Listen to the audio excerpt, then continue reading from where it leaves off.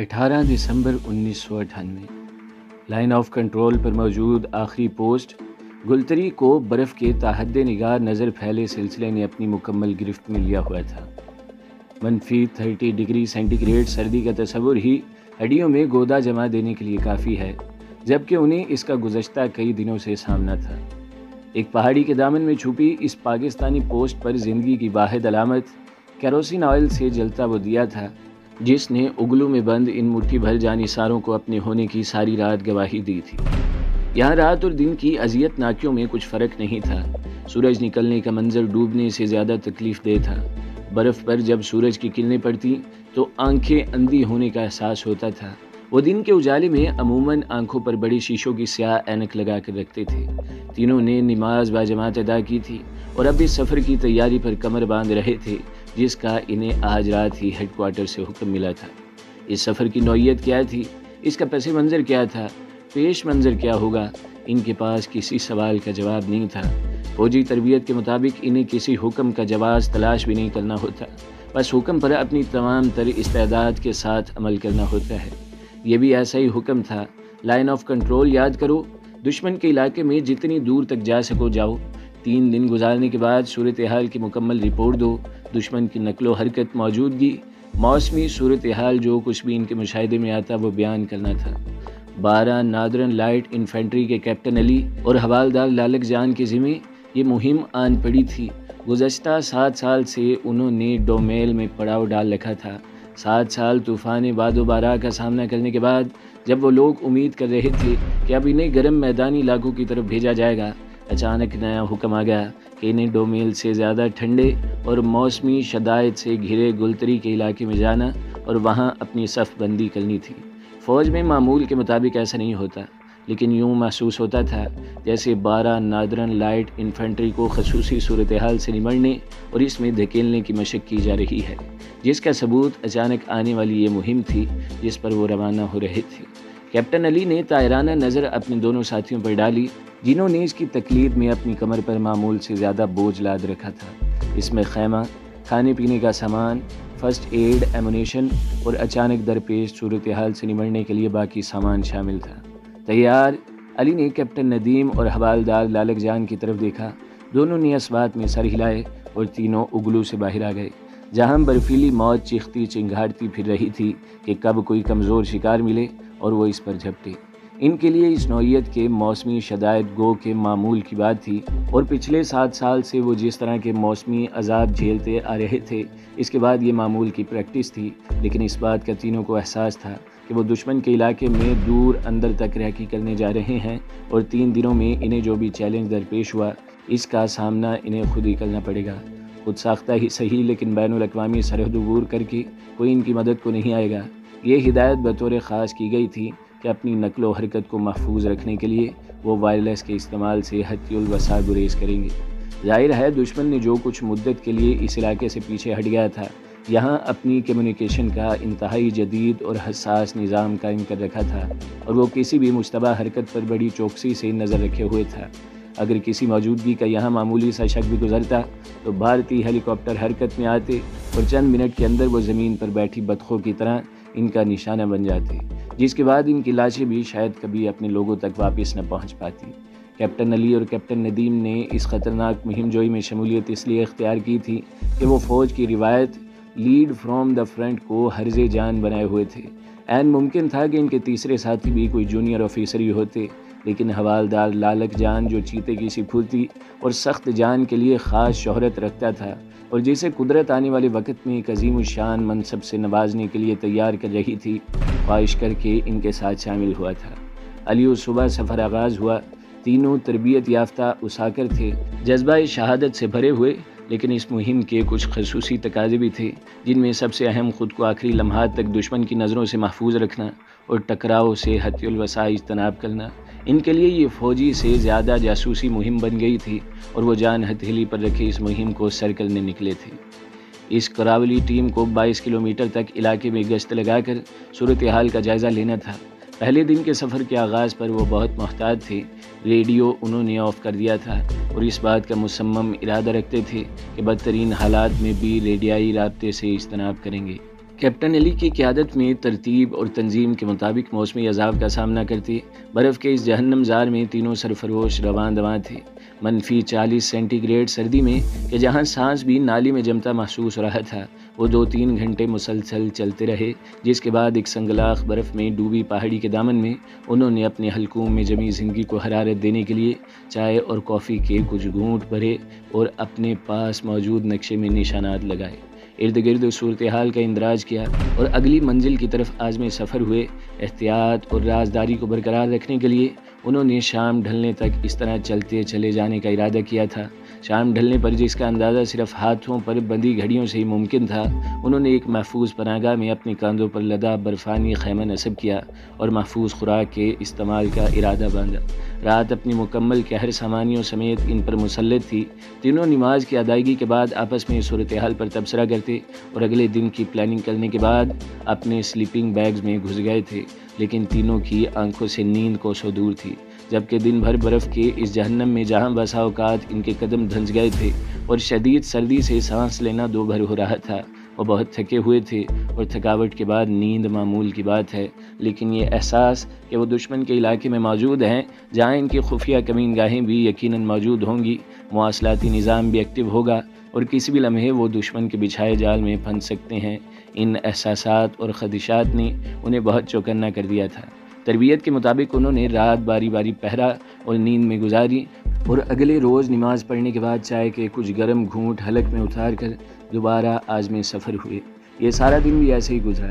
انہیں دور دور تک دشمن کی جسمانی موجودگی کے کوئی آثار دکھائی نہیں دے رہے تھے۔ اس برفیلے جہنم میں کسی زیرو کی موجودگی کا تصور بھی محال تھا۔ دوسری رات بھی انہوں نے دشمن کے علاقے میں اپنی سرحد سے تقریباً 20 کلومیٹر دور گزاری اور اگلے روز صبح نماز سے فراغت کے بعد واپسی کے لیے عازم سفر ہوئی۔ دشمن ایریا میں اپنی موجودگی کے دوران انہوں نے 2 راتیں بسر کی تھیں، لیکن اپنی تربیت اور انتہائی احتیاط کے ساتھ کوئی ایک بھی ایسا کلو نہیں چھوڑا تھا جو اگلے دنوں میں دشمن کی کسی پیٹرول پارٹی کے ہاتھ لگے اور وہ اسی لمحے انہیں اپنا نشانہ بنا لے۔ خوراک کے وہ خالی ڈبے اور سگریٹ کے خالی پیکٹ تک انہوں نے اپنے پاس محفوظ رکھے تھے، جو استعمال کے بعد خالی ہو گئے تھے۔ 3 روز بعد اب وہ واپسی کے لیے کمر باندھ رہے تھے۔ ایک طویل اور تھکا دینے والے جان لیوا سفر کا اختتام ہو گیا تھا۔ تیسرے روز تینوں بحفاظت اپنے ٹھکانے گلتری پر پہنچ گئے۔ رپورٹ ہیڈ کوارٹر پیش کر دی گئی۔ اس رپورٹ میں انہوں نے ہیڈ کوارٹر کو بتایا تھا کہ سامنے حد نگاہ سے بھی آگے صرف برف ہے، کوئی درخت بھی اس برف کی شدت سے زندہ نہیں رہ سکا۔ علاقہ ایسا کھلا اور موسم اتنا بے رحم کہ پناہ کو کسی پتھر کا سایہ بھی میسر نہیں۔ موسمی شدائد یہاں کے ناقابل بیان ہیں اور یہاں ایولانچ یعنی برفانی طوفان معمول کی بات ہے۔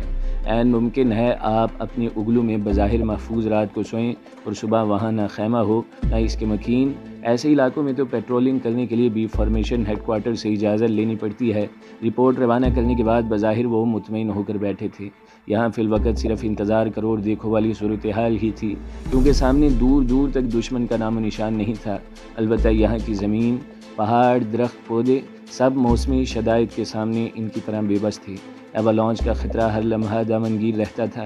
کسی بھی لمحے لونی مقامی زبان میں ایولانچ کو کہتے ہیں، آتی اور برف پر موجود زندگی کے ساری علامتوں کو چند سیکنڈ میں اس طرح ملیامیٹ کرتی کہ جیسے یہاں کبھی ان کا وجود ہی نہیں۔ اس لونی کا صرف ایک علاج تھا اور وہ تھی آذان۔ جی ہاں، تجربے اور مشاہدے نے یہاں موجود افسروں اور جوانوں کو بتایا اور دکھایا تھا کہ جب لونی آتی تو صرف آذان کی آواز پر ہی رکتی تھی۔ اس کے علاوہ وہ دنیا کی کسی دھات یا کنکریٹ سے اس کے سامنے کوئی بند باندھ نہیں سکتے تھے۔ کوراولی سے واپسی پر قریباً 1 ہفتہ انہوں نے اگلے احکامات کے انتظار میں بسر کیا۔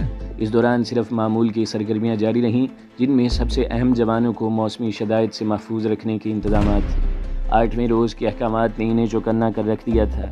ہیڈ کوارٹر کی طرف سے ایک اور پراسرار حکم موصول ہوا، جس میں کہا گیا کہ بڑی رازداری سے 200 افراد کے لیے اسلحہ، گولہ بارود، راشن، خوراک، کیروسین آئل، خیمے، غرض فوجی استعمال کی ہر شے جمع کر لی جائے۔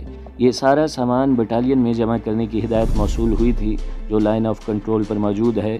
فوجی نقشوں میں اس جگہ کا نام پوائنٹ 121 رکھا گیا ہے، جس تک پہنچنے کے لیے کوئی ڈھنگ کا راستہ نہیں بنایا گیا تھا۔ برف کے اس جہنم زار میں جوانوں اور افسروں کو بٹاکولین تک سامان پہنچانے کے لیے بار برداری کے فرائض بھی خود ہی ادا کرنے تھے۔ اس ہدایت اور خصوصی حکم کے پیش نظر کے ان کی نقل و حرکت بالکل پوشیدہ رہے، وہ عموماً رات کے اندھیرے میں موو کرتے تھے۔ دن کی روشنی میں بہت کم مدت کے لیے یہ کام انجام پاتا، جس میں اس کا واحد مددگار مقامی بیل نما جانور جسے زوا کہا جاتا ہے وہ تھا۔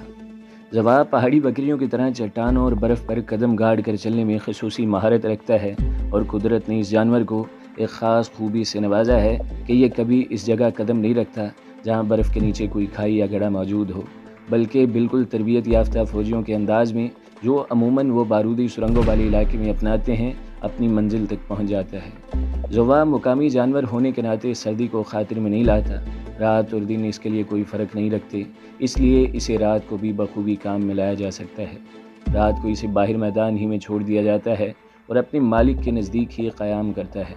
جان ہتھیلی پر رکھ کر بڑی رازداری سے اللہ کے ان شیروں نے یہ فریضہ ادا کیا، جن جونیئر افسروں اور جوانوں کو اس سعادت سے بہرہ مند ہونے کا اعزاز نصیب ہوا، ان میں میجر زکریا یوسف، میجر اسد اللہ، captain colonel Sher Khan, captain اعظم اقبال، کیپٹن علی الحسینی، کیپٹن ندیم بنگش، صوبیدار شکور خان، حوالدار لالک جان، حوالدار ذوالفقار، حوالدار فقیر شاہ، حوالدار نثار، نائک عبدالقادر، نائک عباس اور دیگر شامل تھے۔ یہ عشق بلا خیز کا وہ قافلہ جاں فشاں تھا جس نے برف کی جہنم زار میں کئی فٹ اونچائی پر اپنے عزم لازوال سے راستے تراشے۔ ان جانبازوں نے اپنی جذبہ حریت سے پہاڑوں کی چوٹیوں کو زیر کیا اور ان کے ناقابل تسخیر ہونے کا بھرم توڑ ڈالا۔ 1 جنوری 1999 کو اس مہم کا باقاعدہ آغاز ہوا، جس کے متعلق ان جیالوں کو قطعاً کچھ نہیں بتایا گیا تھا، نہ ان کی جونیئر قیادت کو اعتماد میں لیا گیا، نہ ہی وہ ابھی تک یہ جان پائے تھے کہ اس صحیح مسلسل کا حاصل کیا ہے اور انہیں اس برفیلی آگ میں کیوں دھکیلا جا رہا ہے۔ میجر زکریا یوسف نے سب سے پہلے یہاں زکریا بیس قائم کیا، جس کے بعد اس نے اس معرکہ جان لیوا میں اہم کردار ادا کیا۔ جیسے ہی ذخیرہ اندوزی کا کام مکمل ہوا، سٹینڈ بائی احکامات جاری ہو گئے۔ کیوں؟ اس سوال کا جواب کسی کے پاس نہیں تھا۔ اچانک MI-17 ہیلی کاپٹروں کی آمد ہوئی اور انہیں پلدرم بیس میں زکریا پوسٹ تک، جسے پوائنٹ 122 کا نام دیا گیا تھا، پہنچا دیا گیا۔ میجر یوسف زکریا نے لائن آف کنٹرول سے قریباً 4 کلومیٹر آگے یہ مستقر قائم کیا تھا۔ اس کے ساتھ ہی نئے احکامات موصول ہوئے کہ لائن آف کنٹرول سے 7 کلومیٹر آگے بھارتی علاقے میں میڈل پوائنٹ قائم کیا جائے۔ جوانوں نے اپنے افسروں کے شانہ بشانہ موسم کی تباہ کاریوں کو خاطر میں لائے بغیر یہاں بھی پوسٹ قائم کر دی۔ موسم کے تیور خلاف توقع بہت زیادہ خطرناک ہو رہے تھے۔ برف باری کے طوفان امڈ آتے، جس سے بار بار مواصلاتی نظام تباہ ہو جاتا، لیکن ان کو شکن ارادوں والے مجاہدوں کے سامنے موسم کو بھی بالآخر شکست تسلیم کرنا پڑتی۔ انہیں فی الوقت اپنی پوزیشنیں مستحکم کرنے، خوراک اور ایمونیشن کی مناسب مقدار ذخیرہ کرنے اور خود کو کسی بھی ناگہانی صورتحال کا مقابلہ کرنے کے لیے تیار رہنے کے احکامات ملے تھے۔ وہ کہ یہ بڑے مختصر احکامات تھے، لیکن یہ بڑے آزمودہ کار جانباز تھے، جنہیں یہ علم اور احساس ہو چکا تھا کہ انہیں میدان کارزار میں اتار دیا گیا ہے اور جلد ہی وہ دشمن کے مقابلے میں ہوں گے۔ موسمی تباہ کاریوں سے فرار حاصل کرنے کے لیے بھارتی فوج وقتی طور پر نچلی اور محفوظ پناہ گاہوں میں چلے گئے تھے، لیکن جلد ہی وہ واپس آئیں گے اور جب اپنے علاقے میں پاکستانی فوج کو دیکھیں گے تو ان کا رد عمل انتہائی خوفناک اور تباہ کن ہوگا۔ ماضی میں بھارت نے سیاچن میں ایسے ہی کیا تھا اور پاکستانی علاقے میں اپنی پوسٹیں قائم کر لی تھی، لیکن عالمی سطح پر بھارت کو کسی مشکل کا سامنا نہیں ہوا تھا اور پاکستانی فوج اپنی شجاعت کے بل بوتے پر ان کے مقابلے میں پوسٹیں قائم کی اور انہیں رگیدا تھا۔ پاکستان کا معاملہ الگ تھا، ساری دنیا ہاتھ دھو کر ہمارے پیچھے پڑی تھی۔ افغانستان میں طالبان سے متعلق عالمی سطح پر بڑا غلط تاثر قائم ہو رہا تھا اور یہ سمجھا جاتا تھا کہ طالبان کو پاکستان کی مکمل پشت پناہی حاصل ہے۔ بھارت وہ طوفان کھڑا کرتا کہ پاکستان کے لیے جس کے سامنے ٹھہرنا مشکل ہوتا، لیکن ایک سولجر کو سیاست سے کیا لینا دینا؟ یہ تو احکامات کے پابند اور کسی بھی حکم پر کسی بھی لمحے اپنی جان سے گزر جانے پر تیار تھے۔ 15 فروری 1999 تک انہوں نے دشمن کے علاقے میں اپنی صف بندی کر لی تھی۔ اب اگلے احکامات کے منتظر تھے۔ دشمن نے کب واپس لوٹنا تھا، انہیں کب ایک اندھی تباہ کن اور انتہائی خونی جنگ لڑنی تھی، یہ تمام سوالات ابھی جواب طلب تھے۔ 6 اور 13 NLI بھی طویل عرصے سے بنیال اور گلتری میں موجود تھی۔ 6 NLI کی کمانڈ کرنل منصور کر رہے تھے، جو اپنی دلیری کی وجہ سے فوج میں خصوصی شہرت کے حامل اور کافی عزت کی نگاہ سے دیکھے جاتے تھے۔ انہیں بھی لائن آف کنٹرول کے ساتھ ساتھ دشمن کے علاقے میں پوسٹیں قائم کرنے کا حکم ملا۔ ان کے کام کا آغاز نومبر 1998 میں ہوا اور 1 جنوری 1999 تک انہوں نے جاری احکامات کے مطابق پوسٹیں قائم کر لی تھیں۔ 2 جنوری کو corps commander lieutenant general Mahmood Ahmed Bunial میں یونٹ ہیڈ کوارٹر کا معائنہ کرنے آئے تو انہوں نے ان کے سامنے ایک نیا چیلنج رکھ دیا۔ جو قریباً ناممکن تھا۔ جنرل صاحب نے اپنی اسٹک سے سامنے نظر آنے والے سنگلاخ پہاڑ کے پوائنٹ 5140 کی طرف اشارہ کرتے ہوئے کہا کہ یہاں پوسٹ قائم کی جائے، جس کے بعد وہ تشریف لے گئے۔ سطح سمندر سے 5140 میٹر کی بلندی پر موجود اس پہاڑی چوٹی تک پہنچنا انسان تو کیا، کسی مشین کے بس میں بھی نہیں تھا۔ عمودی اور سنگلاخ نوکدار چٹانیں، جن پر پڑنے والا ایک غلط قدم یا ہاتھ جسم کے اس حصے کو سارے جسم سے الگ کر سکتا تھا، اور چڑھائی کے لیے اسی کے ارد گرد کہیں بھی کوئی جگہ میسر نہیں تھی۔ اس چوٹی پر ہیلی کاپٹر کے ذریعے اترنے کا تو صرف خواب ہی دیکھا جا سکتا تھا، لیکن ناممکن کو ممکن بنانے والے اللہ کے ان پراسرار بندوں نے یہ بھی کر دکھایا۔ کیپٹن افتخار نے اس چیلنج کو قبول کیا اور میجر تاشفین سے اسی حوالے سے بات کی۔ دونوں نقشوں کی مدد سے کافی سرکھپائی کرتے رہے، لیکن کسی طرف راستہ دکھائی نہیں دے رہا تھا۔ بالآخر انہوں نے اللہ کی نصرت کے ساتھ اپنی ہمت کے بل بوتے پر یہ مہم سر کرنے کی ٹھانی اور کچھ جوانوں کو لے کر نکل پڑے۔ انتہائی دشوار اور ناقابل عبور راستوں اور پہاڑی سلسلوں سے گزرتے ایک ایک قدم پر انتہائی احتیاط کا مظاہرہ کرتی یہ ریکی پارٹی 11 جنوری کو اپنے مشن پر نکلی تھی، لیکن 26 جنوری تک انہیں کوئی ڈھنگ کا راستہ دکھائی نہیں دیا۔ اس دوران انہوں نے انسانی وہم و گمان سے آگے کی مہمات سر کیں، اور 26 جنوری کو آخر کار قدرت کو ان کے عزم لازوال پر ترس آ ہی گیا اور انہیں ایک راستہ سجھائی دیا، جہاں انہوں نے کشمیر آبزرویشن پوسٹ قائم کی، جس کے نیچے انہوں نے پہلے سے ہی تاشفین پوسٹ قائم کر دی تھی۔ انہوں نے اپنی پوزیشن مضبوط کی اور متعلقہ سامان ذخیرہ کرنے کے بعد 5140 کی چوٹی تک پہنچنے کی ٹھانی۔